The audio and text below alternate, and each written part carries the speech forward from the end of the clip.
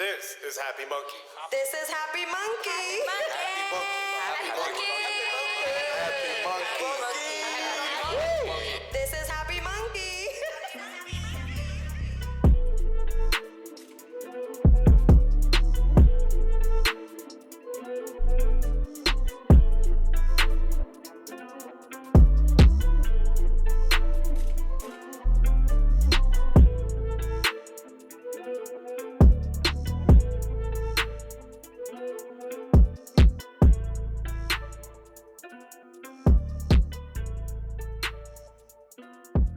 Hello, no one is available to take your call. Please leave a message after the tone.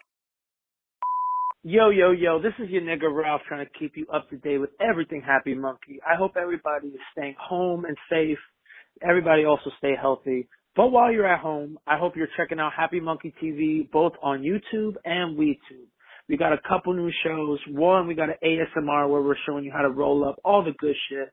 We got Valid Not Valid where we're trying out some new crazy foods. And if you haven't seen anything on our website, check out happymonkey.com where we're keeping you up to date, and we have a monthly newsletter. So come check us out.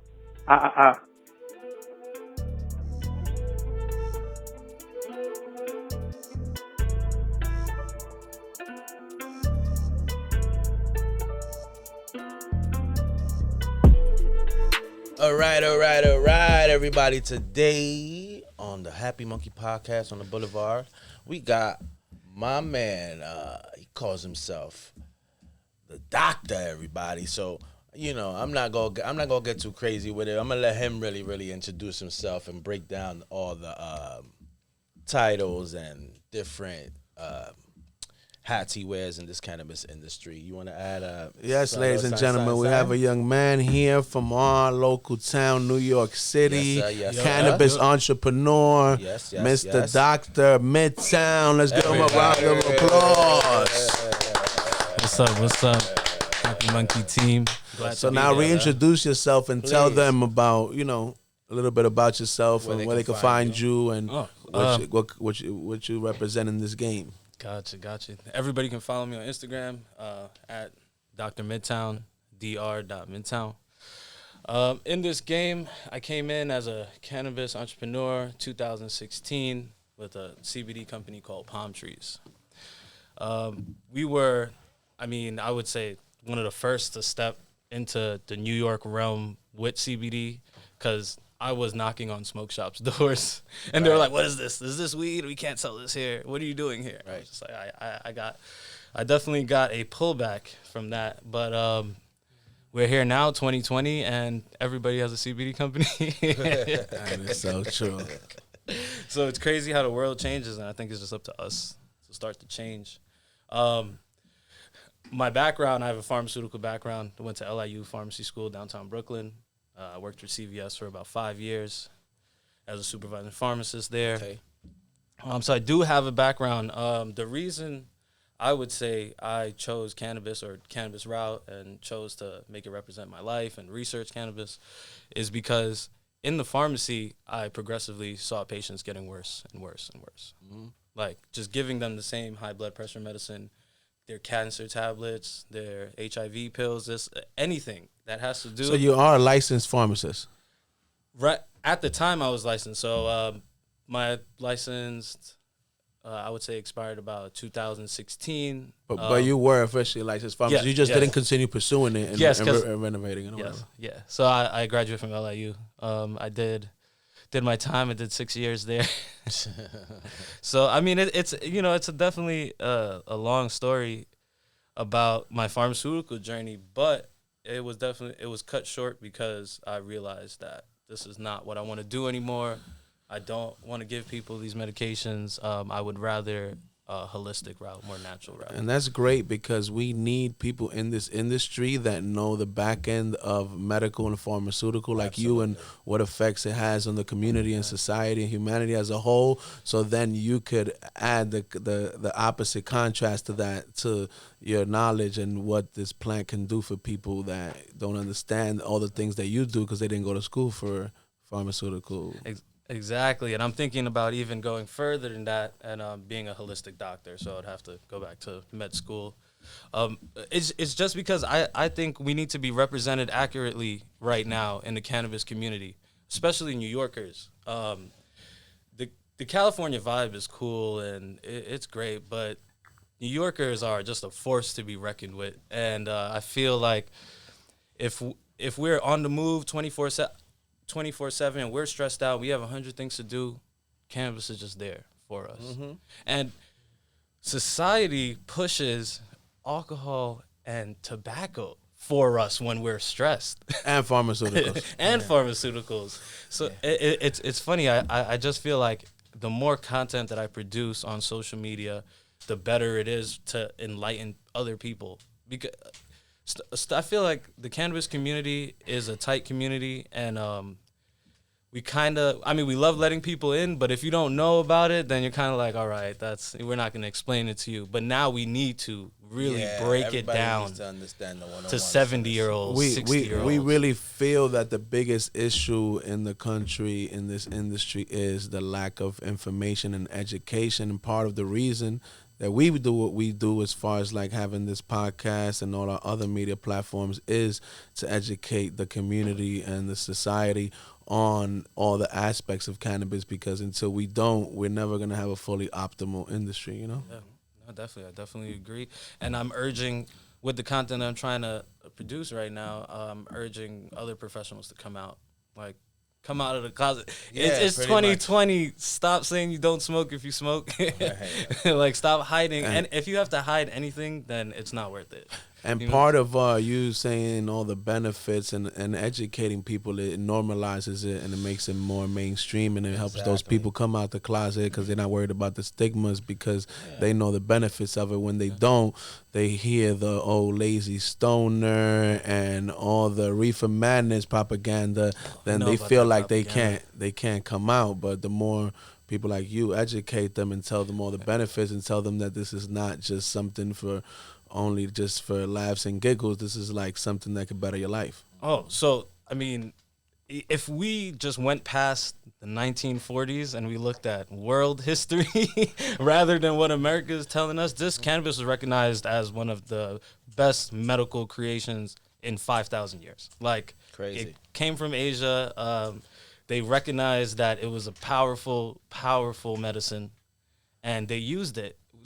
They used it the entire. We have used cannabis. The world has used cannabis for 5,000 years, and only the past 60 years was it so criminalized, because there's major platforms that have to be gained if cannabis is illegal, or has a lot to gain when cannabis is illegal. And it's the alcohol companies, the pharmaceutical companies, and the prison systems. So when I was just explaining this to my mom. That's exactly demographic that needs to understand these things so we can change. So I was just explaining this to my mom that Ronald Reagan, the war on drugs wasn't the war on drugs, it was war on people. Right. They couldn't criminalize being a person of color, black or brown. They couldn't criminalize people saying war is wrong. And they couldn't criminalize all of these things. So what they did was they criminalized cannabis, which they called it marijuana. And the reason they called it marijuana was to relate it to Hispanic, to Mexican people. That's their words exactly. Yeah. You know. So all of this prejudice against cannabis is coming from a place of hate.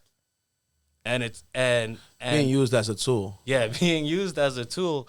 For further gain. And what's crazy is that, these prison systems are not owned by people think they're owned by the government. They're not. No, they're privately owned. A lot of them are private.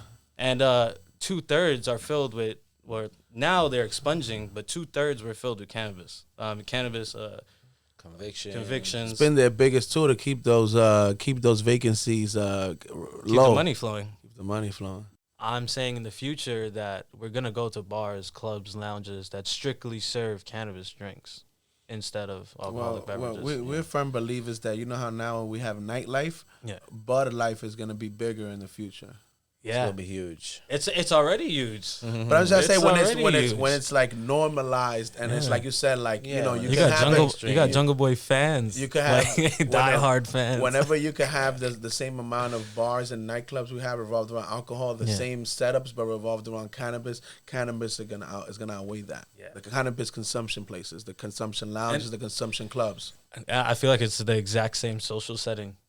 Because the speakeasies I've been going to, it's just like it's everything like a bar. But it's awesome. It's the same social setting. There's just no drunk people, no violence. No violence. And everybody's having a good conversation because, you know, it opens you up. And nobody has that liquid courage in them. Nobody wants to fight, huh? Yeah, nobody. Everybody wants to chill. And a lot of people don't know. For everybody out there, your odds are better if for male or female. Trying to get to know each other. It says that the studies say that it's sort of an aphrodisiac and it put people in the mood more than alcohol does. Yeah, I have a couple of posts, like content posts with that increases your sexual drive.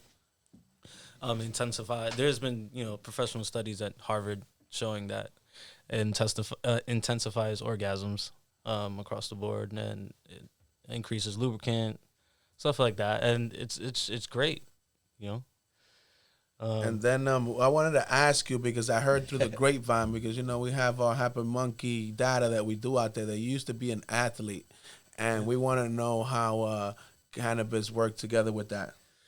All right, so I went to California and I played college football for Allen Hancock, and what I noticed when I was out there.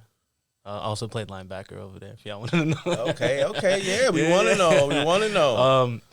So what I noticed, like I said, the things you go through make you who you are. So we need to understand your journey as to how we got to Dr. Midtown. Absolutely. What I noticed, the athletes there were running faster who were smoking, which didn't ever make any sense to me. Because in high school, when I started playing football, now I had slowed down with the smoking. I'm just like, no, I'm running, working out every day. I'm not gonna smoke.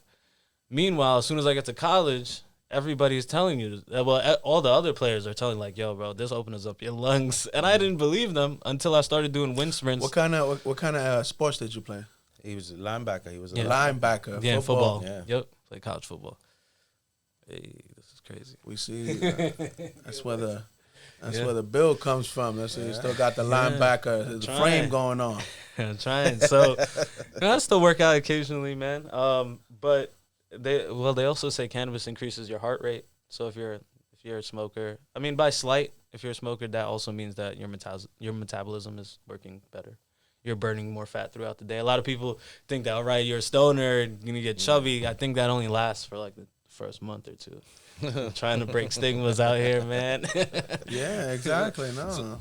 And with football, I started back smoking, and my workouts became better. I enjoyed smoking before my workout, and I would just consistently smoke, and I can use it for pain also. I mean, playing football, I have knee injuries. I actually broke my left knee playing football, but that was in high school. I was in Flushing. I went to Flushing. Shout out to Flushing. I still have mad love for Flushing and Queens, man. I'm a Queens boy at heart. In New York, man. New York. I've been in Midtown for the past 5 years, so it's been cool out here. So we need to get to the $1 million question, man. Everybody wants to know, how did the Dr. Midtown brand and name come to evolution? So when I came to Midtown, I moved to Midtown when we had the Palm Trees brand.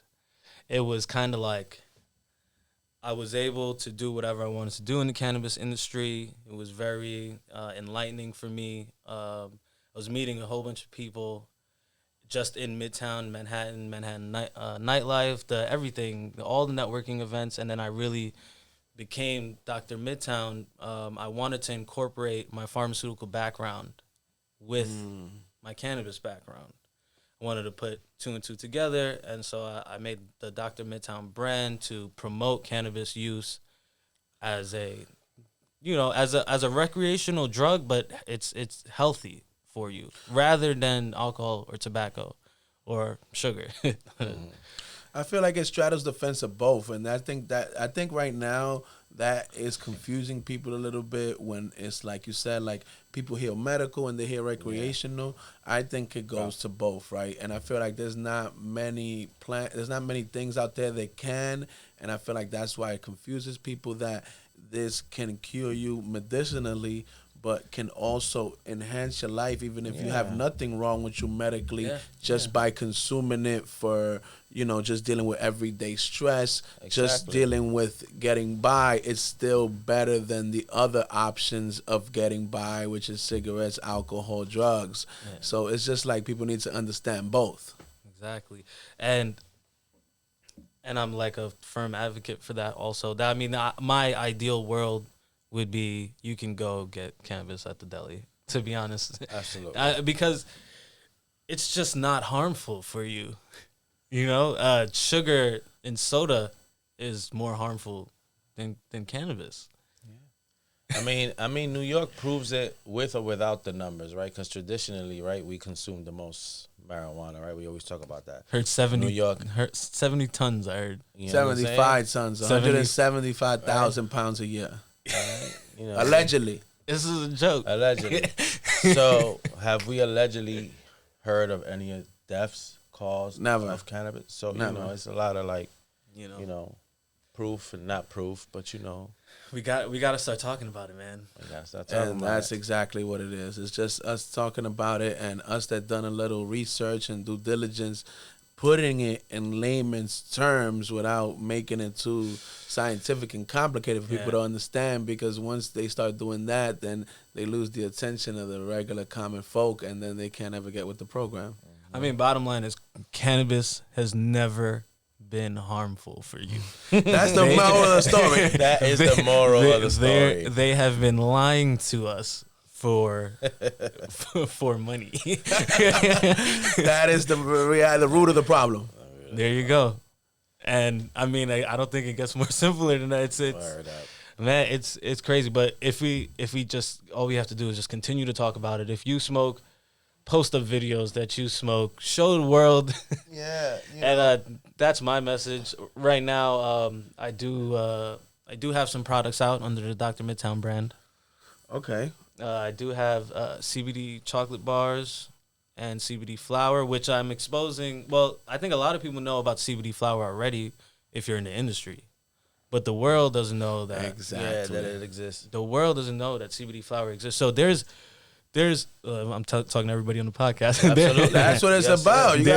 That's why it's the boulevard, man, because we got the people out there in Happy Monkey world that want to know all this information. Yeah, so there's flower with no THC in it. So if you are trying to stop the THC intake, but you still want something to calm you down and you want to go to work and you want to pass a drug test, CBD flower is out right now. You can actually get it at all these smoke shops, but I would prefer you ordering online. Because make sure you know where your source is coming from. Yeah, you definitely have to look. Like I'm not only telling you to go get my brand. I'm just exposing like CBD flower. Exactly. There's all different types. There's all different strains. It's just like regular cannabis, but it doesn't have any of the psychoactive in it, and it's a safe alternative. So tell us, Dr. Midtown, when was it that you made the leap into the cannabis industry as an entrepreneur through your journey? Say about 2015. We were doing all the scouting for Palm Trees, getting everything ready. I was back and forth between here and California. I was actually living in West Hollywood at the time. What compelled you to get involved with Palm Trees?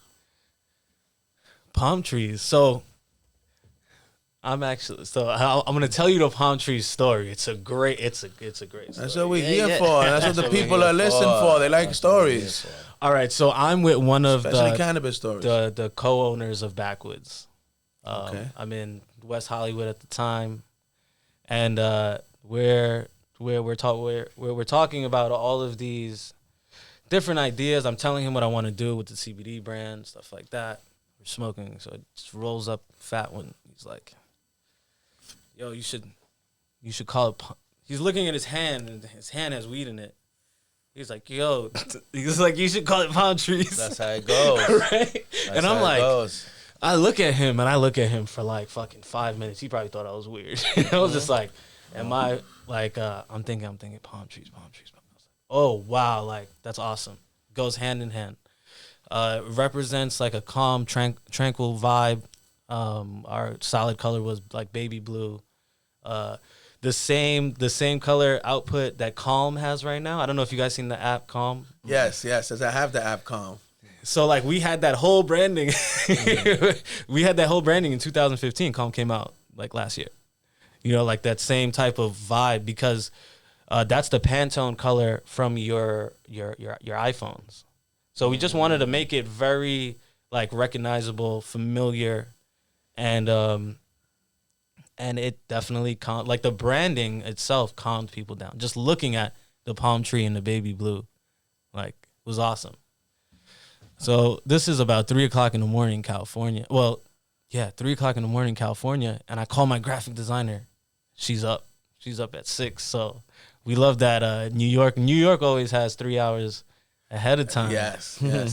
So New York is always on the up and up. So we're smoking blunts over here way before people in California. In the morning. 3 hours ahead. 3 hours ahead. Yeah, so I'm calling her. We're going back and forth, and we get the logo, the design, the branding, the messaging, half the website done in like that night. Like, cause this was that fast.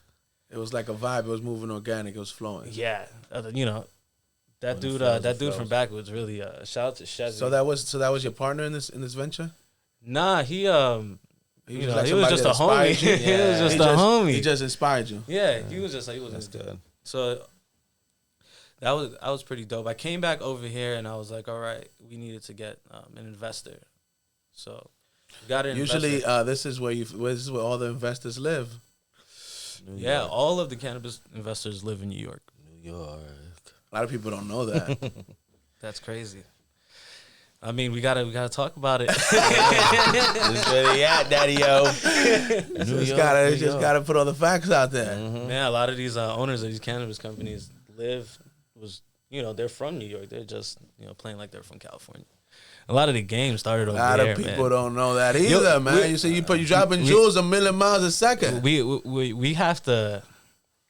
I don't even know, man. I really feel like New York cannabis culture, when we come out and we really start talking about like how long we've had cannabis culture in New York, California doesn't even compare, bro.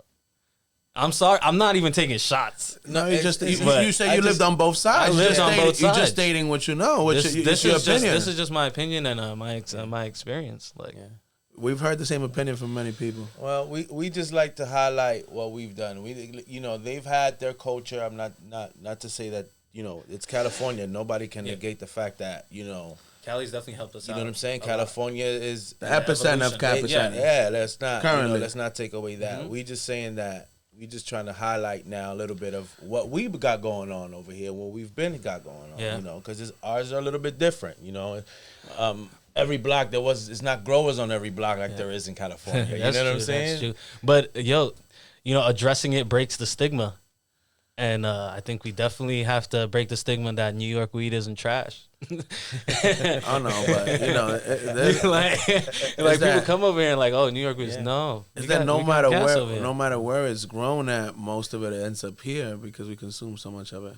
The most, and because of that, our tolerance has gotten really high, and we're really picky. Yeah, we smoking crazy though over here. Yeah, we gotta smoke some designer. Everybody knows about. So our lows in New York is the Platinum Kush, the Plats. Right, let's talk about it. let's talk about it because in California you go get some lows, it's a booth, yo. Like, I'm sorry, and if somebody brings you the Plats over here, you're like, all right, at least it's the Plats. That's like the bare minimum standard over here. Don't you think so? That's what I hear. That's what I hear. So a lot of people say the same thing. That's funny. Yeah. So and then also I want to say like it's perfectly normal to be educated and go to pharmacy school and all of that stuff and still know what's going on in the streets and how this cannabis movement. So I'm just trying to bring out other professionals to let them come out and say that, hey, they've been in the industry and they know about it. Because if we don't do it, they're not going to respect us as professionals. That is so true. When You're not being true to yourself. yeah. So what? Tell us about, because you told me there was a few journeys and companies. So you said Palm Trees. What was the process from Palm Trees to your next venture? yeah, so we did. Palm Trees did great. For our first company, we did $250,000 in sales and first That's pretty good. coming out the back, and that really set me up for just learning the whole process, like how to start a cannabis company, all the legal issues that we had to deal with, and just getting the LLCs from the credit processor. And, man, T1 Payment Solutions, bro.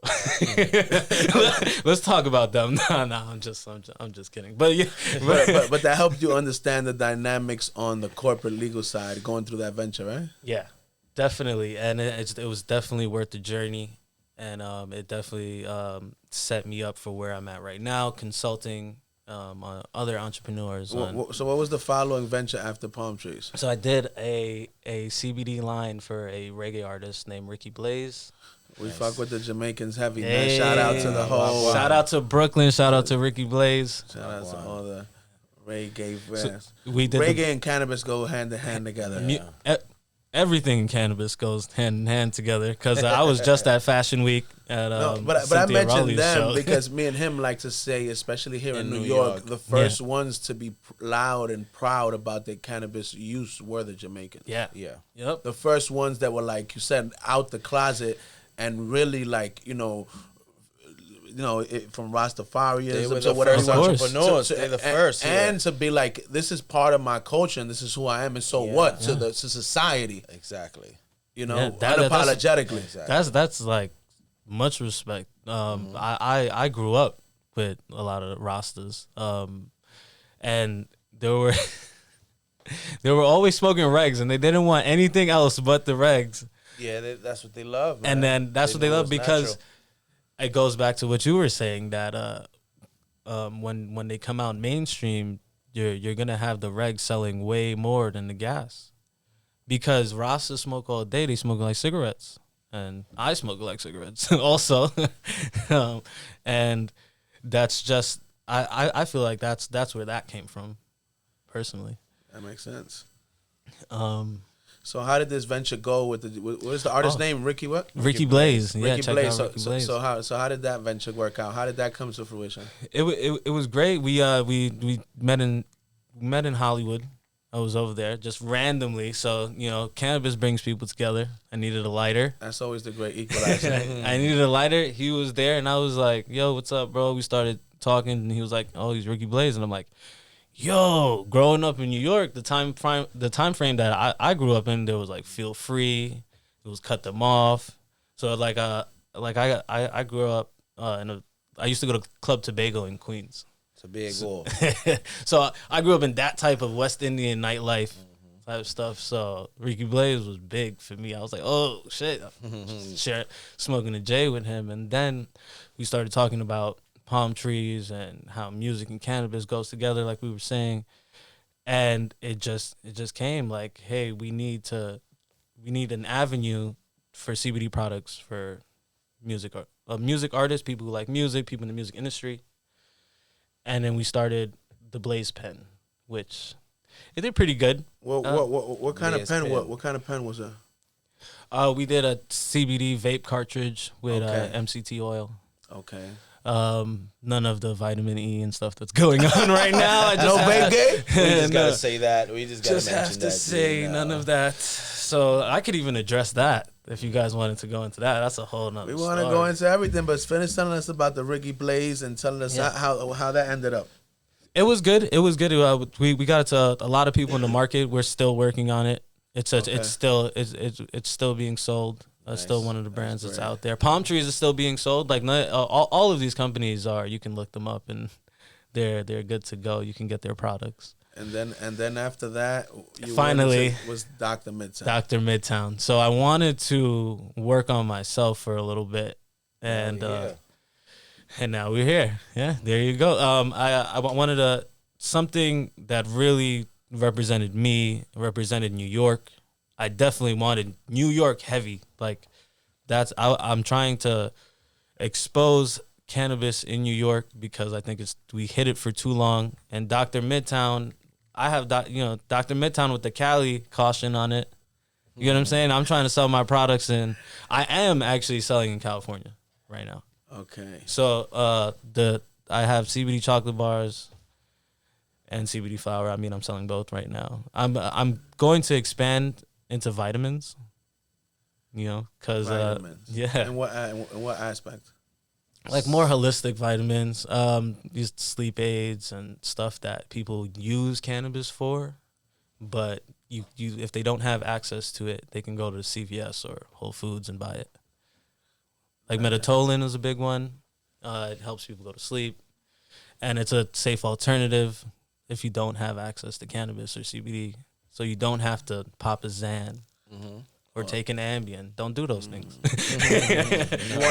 want to give people better options than the ones you see currently out there. Yeah. So it's funny because it seems like you've seen two sides of the coin on many aspects. You saw two sides of the coin from the pharmaceutical training to the traditional market. Then you saw the contrast between Cali and New York, and I feel like that kind of shaped your opinion. Yeah, definitely. I have lots of love for all of these industries. I mean, I'm not there. It's just that I can't work for the pharmaceutical industry knowing that it's not helping people. Like, I'm not like trying to attack any of these industries, but it's just with you personally, what you have to believe in what you're doing. Yeah. No, so I couldn't. And then California, I love Cali. Like, I have a place over there, and I'm jumping back and forth. Like, this is just life for me now. Absolutely. You know. And then, so I'm just exposed. I don't like to be in California and be like, yo, New York, but it's trash. Now that's definitely like a thing for me because we've been smoking for so long, and it's actually I feel we have a better story because we had to hide it for so long. So when we actually expose this New York cannabis love story that we have going on, then it's gonna be great, man. There's gonna be movies about it. There's gonna be a lot of content about it. Absolutely. And it's starting right now. Absolutely. 1,000%. There's so many stories here. 10 million stories. And who knows how many cannabis stories of people that, like you said, have been here, just in the closet and nobody knows about what role cannabis played in their lives, Yeah. Why, out of everything, that one of your products you said is a chocolate bar? Why did you feel like that was the one of your go-to products? All right, so, I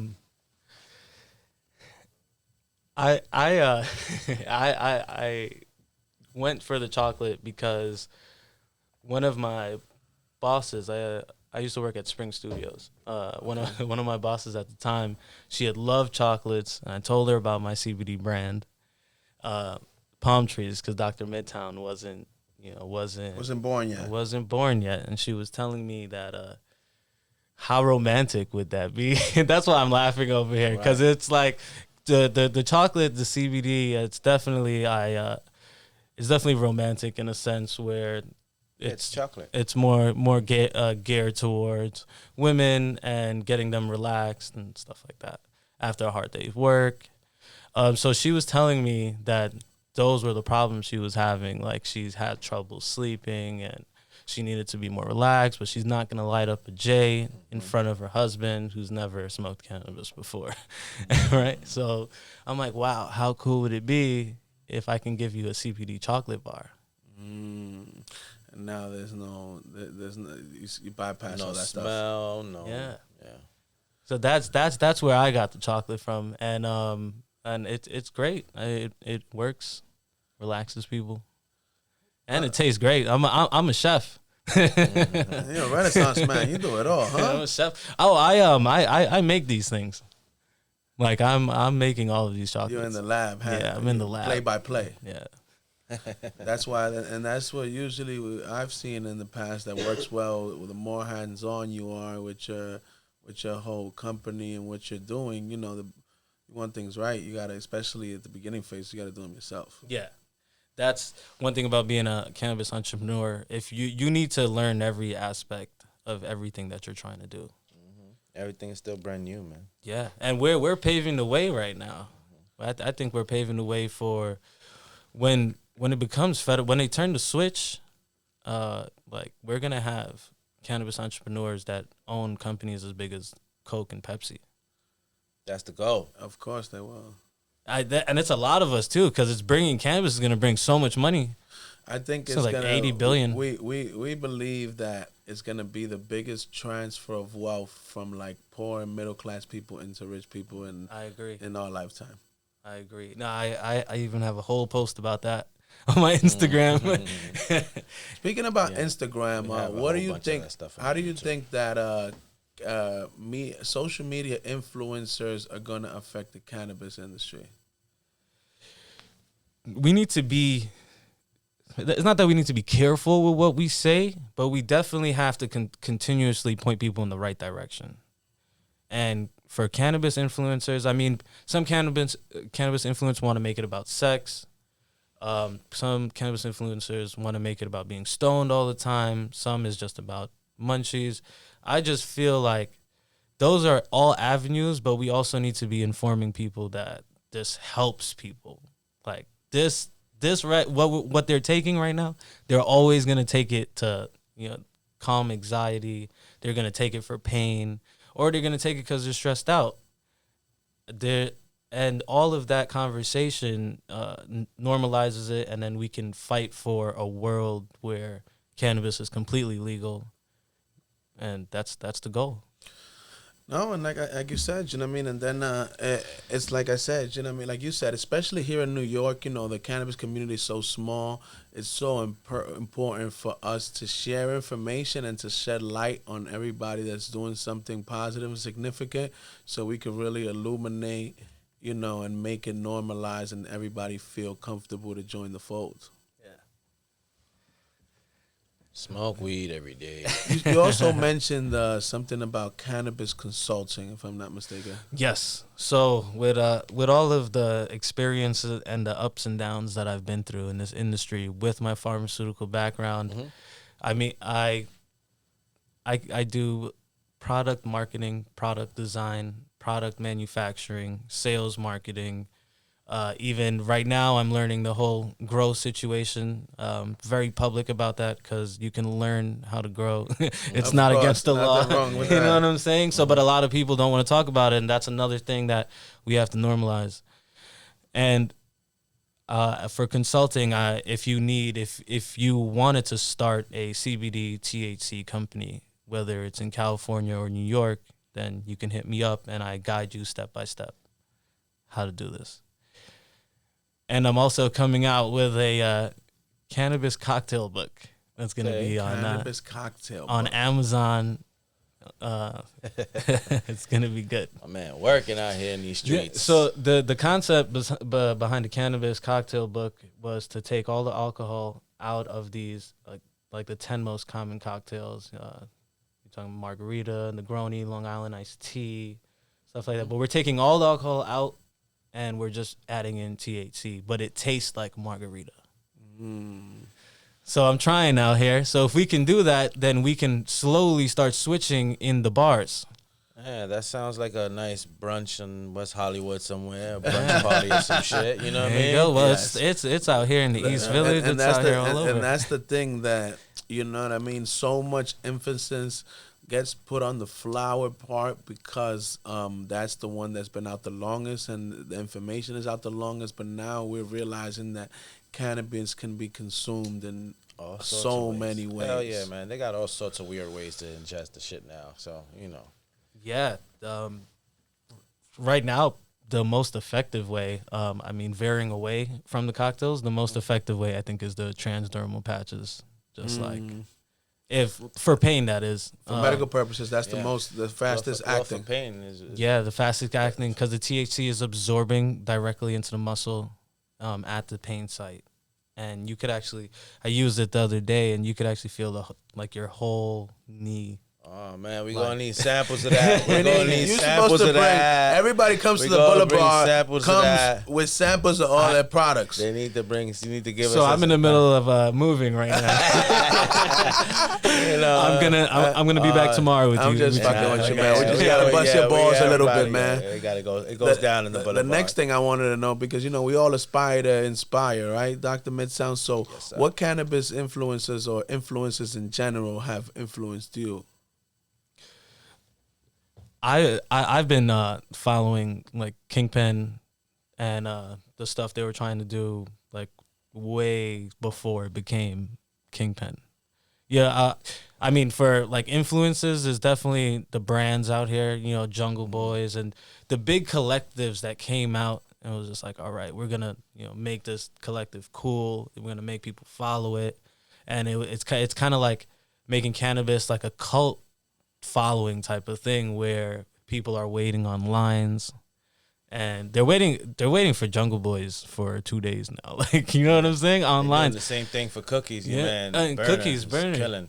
Sherbinsky, all of these brands. So I'm trying to bring that here to New York where people want to do these major companies and Absolutely. We keep we got our hidden gems. Not hidden gems because a lot of us are out there now. We got your man, our brother, our friend Shice with the Smokers Club. Yeah. So there's a lot of brands coming out Yeah. that have been working for a long time. It's just like you Getting said, some we in shine New now. York. We haven't been able to, do it in We got to navigate through some different waters Right. and they too to get our word out. So when we're able to do it like they do, then we will emerge. And there's a lot of, But if we start coming out now and we're all coming out at the same time, real heavy about it, then we're at a time where we need to push it because we need it legal We're in New York. We're at the cusp right now. Yeah, we need it to be legal. Like, there's no reason why anybody should be arrested for cannabis when it's never killed anybody. That is so true. Like, they should arrest, people that... And then the messed up part is that you mentioned earlier that, now that, we get to speak with people, because, New York was different back when we grew up, that we get to speak to people from all areas and all classes. I remember, being arrested many times for consuming cannabis in my area in Harlem. And, everybody thought it was normal to be arrested. Mm-hmm. But then I speak to people from different classes and higher wealth areas, and they're like, we always smoked outside. We never got arrested. it was always decriminalized to us. Yo, in type of shit. Queens growing up, man, they used to take me in all the time. I don't know, for bud, for anything, just That's what I'm being saying. brown. I thought he's that more was of a millennial, and you know what I mean. and you're younger than us. I thought that was everywhere in New York, and now I'm speaking to people that grew up in Tribeca and the West Village. They're like, not over here. Yeah, no. So it was like they were targeting. It wasn't decriminalized, but they were only criminalizing it in black and brown areas predominantly. I'm gonna tell you a quick story. Even this is a football story. So after football practice, I'm 16. This is Flushing High School. So this is Flushing, Queens. I'm coming out. I'm waiting for my mom. Just like, a regular kid waiting for my mom to pick me up. The cops pull up onto the grass field. Almost hit me because at the time I had braids. I had a do-rag on. So a flight jacket. That's do-rag. it. So You fit the profile. Yeah, that's what he said. anything, That's what he said. That shouldn't mean anything. That's okay? what he said. That's crazy, right? Yeah. He was like, "Oh, I'm sorry, you fit the description." But look, as a 16-year-old kid, this guy pulled up on me, took off my school bag, emptied it out on the floor. He put me in cuffs, and I've never had this done to me before, that far. And he didn't find anything. Because you're black or brown. That was the excuse. Like, oh, I'm sorry. And then stop and that's it. frisk. That's it. I'm sorry and goodbye. Right? Should we address stop and frisk? How many times have you guys got stopped and frisk, man? We ain't even gonna Too talk about many. that. I Yeah, already told you about being arrested. That has nothing to do with stopping. I got arrested. Isn't it weird like that was 20 a thing? times for consuming But cannabis. now let me ask That you, the- right? that- So that now they that could happened just to do you that? at 16, right? So now you feel some sort of way every time they drive by you. Oh yeah, Every- it's right? definitely traumatic. Because you're a 16-year-old. We talking about a 16-year-old that's just going to school, regular kid. We're not talking. It's definitely traumatic. Come So- on, because now you don't like any type of authority figure that's trying to You second guess it. yeah, you're like, oh, because if somebody who is there to protect you and help you out is gonna do you so dirty, then like, well, who are you trusting to protect you then? I get it. Nobody. Trusting to protect you. That is correct. Yeah, man. No, thank you for sharing that story. And like you said, all these things help people understand that they're not alone out there, because there's so many people going through it in New York and have been through it and throughout the country. It was a normal thing for us to get stopped and frisked. This is not a military state, like, like, you know, I'm so glad that they've done away with it. But because how you going to go outside thinking like, all right, they're going to search my pockets. Yeah, today might be the day. Yeah, let me not carry my gram of weed. You know what I'm saying? My little Nick bag. Yeah. Because they're gonna arrest me for a half a J. It's crazy, right? They're gonna put a kid through a system. And you know what it is? You have that perspective more because you know, you're cultured and you traveled a lot and you see how things are everywhere. But like, it's crazy. Like when you don't travel and you're stuck in your little area, you think this is normal. Yeah. You think there's nothing wrong with it. We It definitely happens think to everybody. From New York and all of New York, we think that was okay, and but you know, if they did that to anybody in California and West Hollywood, like it's just not happening because those cops would lose their job, because you know, these people in West Hollywood have money, they have lawyers, they're gonna go after the cop. And I'm not even calling no names, but I'm saying the people here, they don't care. They don't care. They don't care. They're trying to get a check. Yeah. It's a check at the end of the day, you know. It goes down. So we ask everybody, Mr. Dr. Midtown, that come to the Boulevard and on Happy Monkey, the $1 million question. If you had to describe Happy Monkey, the brand, the movement, everything you know about it in one word, what would that be and why? Fire. Nobody's ever used that one before. Why did you pick fire? Everything you guys are doing is on a larger scale than what I'm what I'm trying to do. So you guys are definitely inspiring. Definitely, we line up with our movements, and we're definitely representing New York. And the fact that you're representing New York along with me, like, is just amazing. You know what I'm saying? Yeah, so if I had to describe it in one word, it's fire that you got. Yeah, and that's our goal. Our goal is not so much about us. We're just trying to be the voice and the visual of New York and just highlight and bring out the voices that don't have the platforms and people don't know about, so the rest of the country and the rest of the world can know what's happening here, because it's like we're like you mentioned earlier, you made a good way to break it down. It's like we're this blimp in the world, in the cannabis world, and in the country, that like everybody knows we're a factor and we're here, but there is no way to hear us or see us. Yeah. Like so, we're just trying to be the platform to highlight all the amazing things and people like yourself and companies that are doing great things here. Yeah. First, thank you guys for doing what you're doing, and I feel like we're only getting better. This content release and stuff is happening we need to do it every day and consistently, and we need to tell people like, hey, if you smoke, you need to be on board. Word. Because we're trying to change the world. That's exactly what we're trying to do, and we're at the forefront. Like, you know, hip hop didn't know it was hip hop until people started like trending and organizing. Yeah, exactly. And if we start doing that in the New York cannabis community, then we're going to expose it. And I think that we're going to expose so much story, so much new content that people are going to be like, wait, what? Like, we were consuming 75 tons every year? How? You know how many stories that is about cannabis from New York that has never been told? That is so true. That's absolutely, absolutely.